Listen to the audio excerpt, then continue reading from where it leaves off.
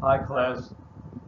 Uh, this is an overview of early American history, as you can see on the screen. And actually, we go all the way back to the early indigenous people who actually traveled from Africa, where man originally uh, originated, and then moved to Europe and Asia, and went across a land bridge called Beringia into the area called Alaska. So that's pretty much how it all got started here. So the overview will take us up to the end of the Civil War. And let me go to the next slide here. You can see Beringia on the map here. And if I could just, let me see, take this highlighter here. And so you can see this is Siberia over here. And then you have this land bridge that goes over to Alaska. Uh, Now that was frozen over at the time, and now of course it's this water. It's called the Bering Strait. Now moving on to the next slide, we see explorations in the 1400s. That's a big jump because in this course it's an overview course, so we'll spend a little bit of time on the origins of the Americas, and then jump into the 1400s. And in the 1400s, there are actually three explorers, uh, exploring nations, I should say. And you can see Chinese, the Portuguese, and the Spanish. Uh, and ships had to be built to withstand these long trade routes and treacherous waters. And one of the ships is over here, and that is the Caravel on the right. And that was a small maneuverable ship. Uh, if you're going to travel long distances, you can expect some really harsh climatic changes with the water systems, and these ships are able to withstand a lot of these concerns. But again, Chinese, the Spanish, and the Portuguese will kind of lead the way to start connecting the world little by little until we have complete uh, observance of the world today. We know where everything is. Everything is named. People all over the place. Over 7 billion people in the world right now. Okay. Now moving along, we have Spain in the 1500s. Now, Spain became the leading world power. They were the first to travel to the New World, and we know, of course, about Christopher Columbus. Had a series of 4 expeditions. He got the money from Ferdinand and Isabella. He also went to other governments, like the Portuguese government, to try to get money. He really didn't care whose flag he was flying under. All he wanted was money to be able to, you know, become rich and powerful and famous. Remember the water route, well, we'll talk about that detail in class. The water route in the 1400s around West Africa leading up to India was controlled by the Portuguese. But in the 1500s, Columbus, takes Spain into an eastern route, thinking that, the world is round, but it's small, and it won't take that long to circumnavigate the globe. Uh, Unfortunately for Columbus, though, he dies believing that he found the outer islands of the Indies. Of course, it wasn't. It was an entirely new world. So we got Spain, the leading world power in the 1500s. Of course, they get there first, and they're extracting gold, silver, growing sugarcane, getting all these enjoyments from these natives, and bringing it back to Spain to enrich its coffers, therefore giving them money to enlarge their navy. And back then, the country with the largest navy was therefore the most powerful. That is known as mercantilism, and that was kind of like the dominant economic strategy prior to Adam Smith creating what we have in America today, which is capitalism. As you can see at the bottom of the slide, we have decimates Native American population through smallpox. Spain brings this disease over to the New World. That has a name, and we'll get into that in detail. That's called the Columbian Exchange. About 90% of the Native Americans will die, not from warfare, but from smallpox. Moving on, England settles America. Seed of 13 original colonies. We had King James I, who succeeds Queen Elizabeth of England, who ruled from 1558 to 1603. Now England's kind of quieting down because you remember the 1500s, there were all kinds of problems with Henry VIII, creating his own church, persecuting the Catholics, and then his daughter Mary, who was a Catholic, started persecuting the Protestants. And then you have Queen Elizabeth with the Spanish Armada thing. Now, I'm running through this stuff because this is an overview slide. Of course, we'll take it nice and slow throughout the course, get some information here. You can see King James gives the money to some investors. It's called a joint stock company. People come together to invest their money, and they settle Jamestown, which will grant the seat of 13 original colonies. And that colony later on will expand. I shouldn't say colony settlement. It will expand into the colony of Virginia. Now, as I mentioned on the slide, it says colonial settlement is completed by 1732. Georgia is the final colony. It is actually a refuge for the poor. It gives England an opportunity to empty out its prisons. Most people in prison for debt. And give them a fresh start in the New World. Slavery is going to spread throughout every colony because they will start growing two major crops. Initially, it will be tobacco, beginning in Jamestown, and then after 1800, we have cotton becoming the king. They were growing cotton prior to that, but it becomes something that's very profitable due to an invention in 1793 called the cotton gin by Eli Whitney. Now, South Carolina will be the only state that actually has more black people. There are some free blacks, but it's mostly blacks who are in bondage.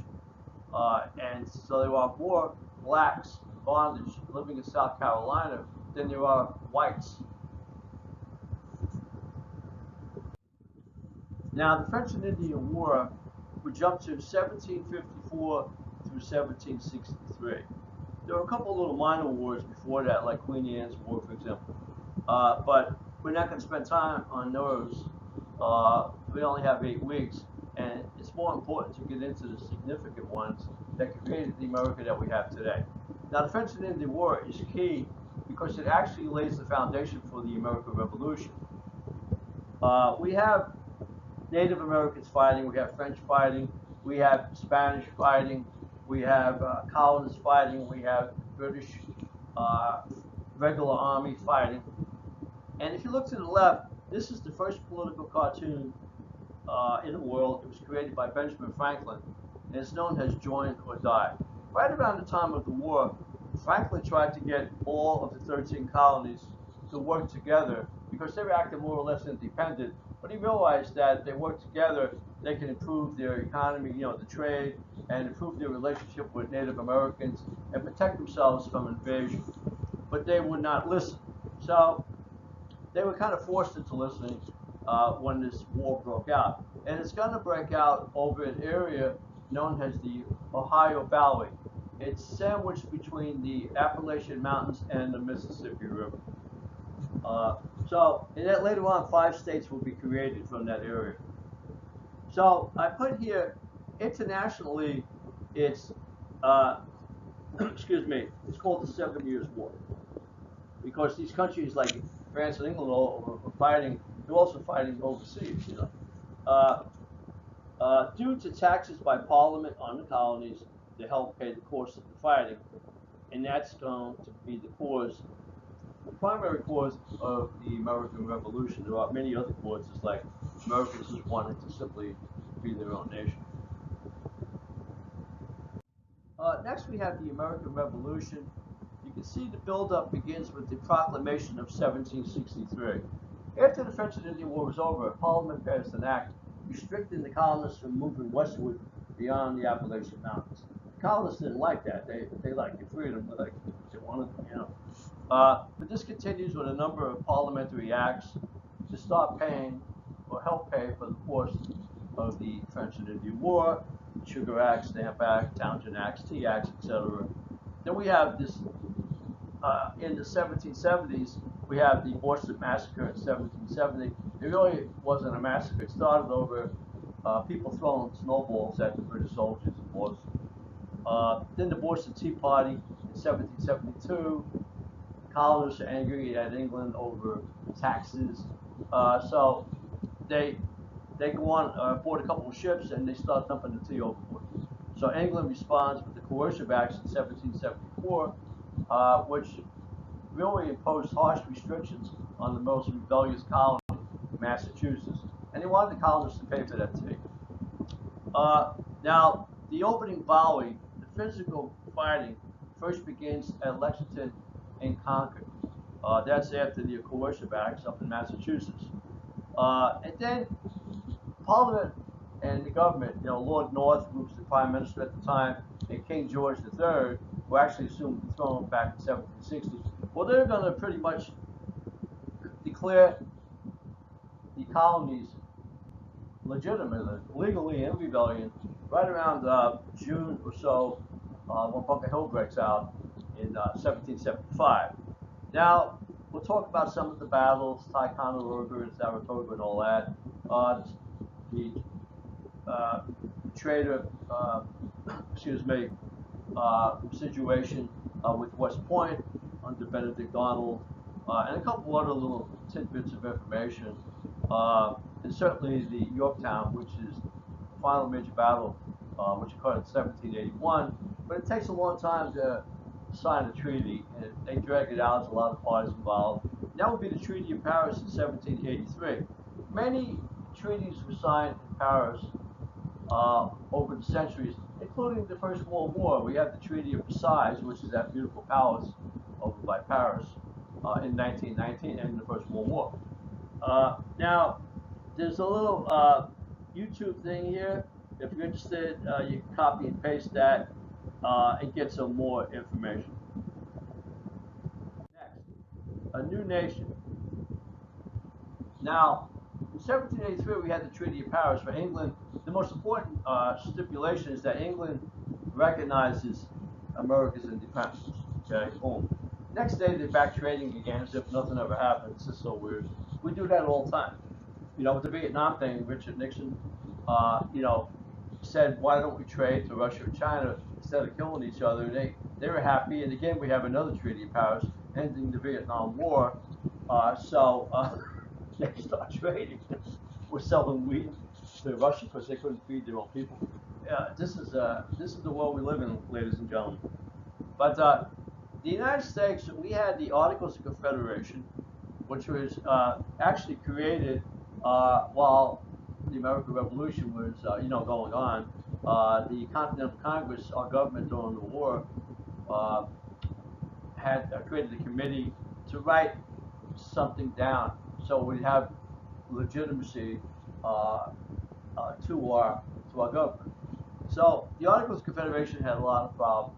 So by 1787, the founding fathers realized that we better create something new. So we have the Constitutional Convention in Philly, and by 1789 we have our first president, and that's George Washington. He was sworn in at the Federal Building in New York, and our country actually had three capitals. So think about it. Where were these three capitals? I already gave you one. Now, we form the government. We have political parties. They do not transpire until Washington leaves office. When John Adams, the second president, comes into office, we have our first political parties, and they are known as the Federalist Party, and then, get this, the Democratic Republican Party. The Federalist Party is led by Alexander Hamilton, our first Secretary of the Treasury, and the Democratic Republican Party is led by the guy who wrote most of the Declaration of Independence, and that is Thomas Jefferson. Now, I put on the bottom feuding because these parties are going to start fighting with each other, and you can see in the newspapers every day today. It's the same thing over and over. Trump Hillary, Democrats, Republicans, Democrats, liberals, conservatives. This all starts, right? It actually started at the Constitutional Convention, and we'll talk about that. How factions were created that later on formed into our first two political parties. Now, next we have Jefferson and Madison administrations. Thomas Jefferson wins the elections of 1800 to 1804. He was very popular. He had defeated John Adams in the election of 1800. And the world was kind of watching because we have one political party handing over power to another political party. And the world was not used to this. They were used to monarchies, which was considered the conservative form of government back then, where you had the king and you had the parliament or the nobility in power. And then the people would get a little taste of freedom, but not a whole lot. But Jefferson had a lot of good stuff, if you want to call it that, on his watch during his two administrations, especially his first one. We have the Louisiana Purchase. Remember, Napoleon needs some money to fight his Napoleonic War, and so Jefferson will buy the middle part of the United States when all we wanted at the time was New Orleans and a little bit of land around the area. So he's considered our greatest real estate salesman. He's supposed to go through Congress first, but he was afraid that, you know how Congress is, they drag stuff out because you got all these people who are being pushed by lobbyists and their, you know, political constituents and all that. It's just, but so nobody complained. Let's put it that way. When he purchased Louisiana, and then on the right we have pictures of Lewis and Clark. You have William Clark was a cartographer, map maker, and he hired Captain Clark. And then you have Meriwether Lewis, who was Jefferson's personal secretary, because he was a journalist and he knew how to write information down. So he gives a lot of detailed information during the 2 years they spent exploring, beginning in 1804, this new area known as the Louisiana Purchase. Marbury versus Madison. This is a court case, and I'll get into detail on it, but I want to say this much. This is the most important Supreme Court case in the history of U.S. jurisprudence, and that is because it gave the Supreme Court the power as the final arbiter or interpreter of the Constitution. So that means that Congress and the Senate can pass laws, the President could, you know, sign the law, and they could overturn it. The Supreme Court could overturn it. That's why today's Supreme Court, you got to keep your eye on them because they pretty much have, you know, they have tons of power. They tell you that they're apolitical, but yeah, right, you know that goes. And then we have the Burr-Hamilton duel, which is very sad because Hamilton is killed over Weehawken, New Jersey in 1804. They were bickering, they didn't like each other, and would say negative things about each other. But he was our Secretary of the Treasury. He created our national banking system. So it was a great loss to the country. Barbary Wars, when the U.S. Goes into fighting with the so-called Barbary pirates in North Africa because they were harassing American vessels and making the U.S. pay tribute to these pirate nations. So Jefferson sends the Navy out there and does a number on them, and next thing you know, they quiet down. But you still see these things going on today where pirates attacking vessels, merchant ships and so forth. And then underneath you have James Madison, who was actually the father of the Constitution. He's one of the three authors of the Federalist Papers, a series of 85 essays explaining the Constitution in detail, because they had to sell it to the people first, so that each state could adopt it. They need at least 9 of the 13 states for full adoption, but eventually they got them all. But Madison also was the president during the War of 1812. England and the United States really never got over their bickering, and they were doing, you know, things to each other, especially the English. They were inciting Native Americans to attack us. They were trying to stir up trouble because the Federalist Party, many of them supported England, and they lived up in New England, and they actually were trying to organize and break away from the United States. And there's other things called impressment. I'll get into that class. But it winds up into a war. The last 2 years, no one wins really any territory. It's just people being killed, and they go back to trading again. So once the Treaty of Ghent is signed, G-H-E-N-T, which is a city in Belgium, in December 1814. This war is over. Now, the Battle of Waterloo signals Napoleon's last hurrah. This finally ends Napoleonic war effort, and he will be banished to an island and off the Atlantic coast. Uh, he would die there, supposedly natural causes in 1821. There's a conspiracy theory he may have been poisoned. I don't know. No one can prove it. Okay. Now, moving along, the era of good feelings. Monroe, John Quincy Adams, and Andrew Jackson. So these are three presidents. The era of good feelings is when Monroe assumes the presidency in 1816. He's reelected in 1820. And this is because the War of 1812 is over, Napoleonic Wars are over, and the United States is focusing internally on improving its economy, which will lead, hopefully, to improving the standard of living for most of Americans. And there's going to be feuding about that because not everybody benefits from it, as you can see today. It's our first sign of capitalism in America. It's being implemented. And there's a reason why we got that going back then, and we'll talk about that. John Q. Adams is the son of John Adams, who was our second president and one of the authors of the Declaration of Independence. John Quincy Adams, he was the Secretary of State also, so he handled a lot of legislation, like the Anglo-American Accords, which establishes a temporary boundary up in the Northwest with Canada, which is controlled by England. And then we had the Transcontinental Agreement, and that's how we got Florida. Another one is the Monroe Doctrine of 1823. This just stipulates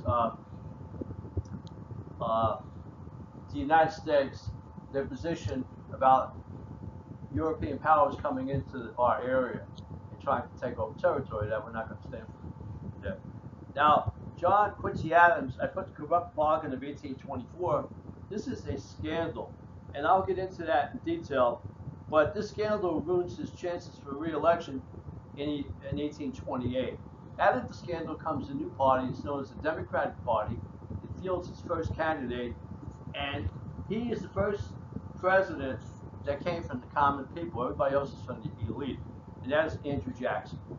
He wins in 1828, defeats Adams, of course, in that corrupt bargain, and he wins again in 1832.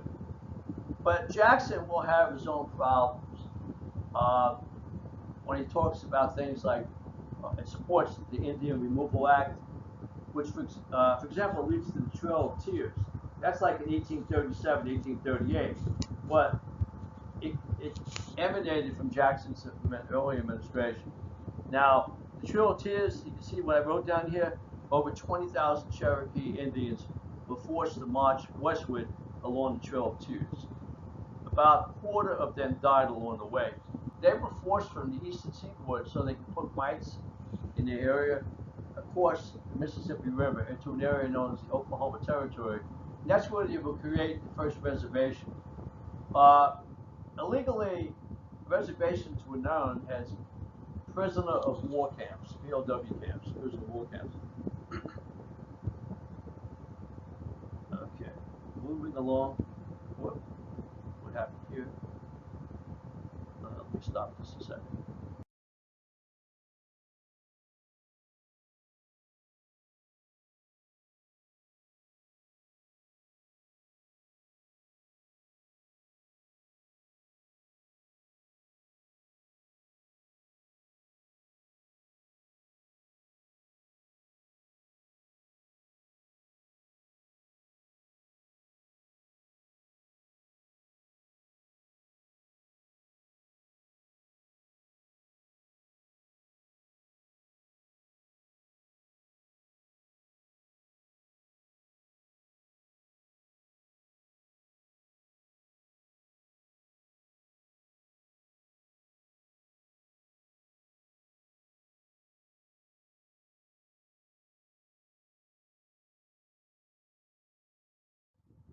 Okay, moving along the next slides in the 1830s, we have President Martin Van Buren. Martin Van Buren helped in the 1820s, helped Andrew Jackson to form the Democratic Party. He was a politician from New York State. He wasn't very effective as a president. Um, he inherited some problems, like they're going to have what is known as the Panic of 1837. Panics were like depressions, mild depressions in most cases, caused economic havoc, and people blame him. So he loses the re-election bid in 1840 against William Henry Harrison. Now, you can see in the 1830s, now we have two opposition parties. And I'll talk more about the evolution of political parties because I'm just doing an overview on the slides right now. You can see how they all came together. The 1820s will be the first experiment of having several parties, political parties. Today we have, I think it's about 30, 35 political parties in the United States. But the Democrats and the Whigs will become the two major opposition parties, and they will remain the two major opposition parties until the 1850s. Now, Democrats become the party of pro-slavers. It doesn't mean that every Democrat is a pro-slaver. Uh, Usually, most of the ones that needed this labor from African Americans, force them into bondage, they of course are going to support it because that's their livelihood. But then you also have Democrats in the North who support slavery, but then you have those who don't. Now the Whigs become the anti-slaver party. Not every one of them is an anti-slaver, but many of them are. Okay? This is a little picture here I put of an auction, and this shows that there's several slaves for sale. And this brings it to life because this really happened. I mean, this is something, this is the worst tarnished image of America ever, ever. Okay, now this beautiful picture actually was created by Thomas Nast, an artist, back in 1872.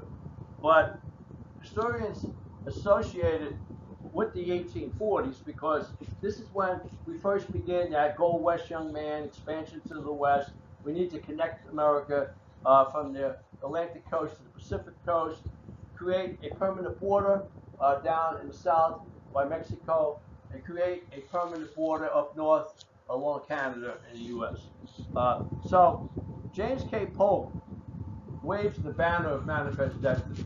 He only wants to serve one term, and and his real goal here is, more than anything, is to geographically unite America permanently, and then send people all over the country to settle these areas. And he doesn't care what he has to do this, even go to war.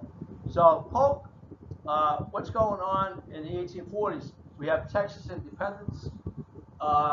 That's the fight. Texas actually becomes its own nation until 1845 when the parties for statehood is received rapidly. Then the Mexican-American War, because we tried to buy the southwest area, establish a permanent boundary with Mexico, but they said no, so we went to war and took it. Now, the Oregon Boundary Agreement was in 1846. The United States revisited the Anglo-American Accord Agreement back in 1816. We wanted more, push it further north. Uh, Now, we kind of settled on that one because Polk didn't want to fight, a twofold war. He didn't want to be fighting Mexico and England again. So he decided to diplomatically handle it with England up in the Northwest, but go to war with Mexico. And then we have the gold rush beginning in 1848 in California, and Polk's going to get up and make a speech, and it's going to be in all the papers, and people are going to start flocking out there thinking they can get rich. Some of them will actually travel from New York City by boat all the way down to the bottom of South America up to California. It's going to take them at least 2 months. Others will go by wagon train, And we also building trains at that time, so it could take like a week if you wanted to take a train. Our first train system was set up as I believe it's the Baltimore and Ohio, and that was in 1825.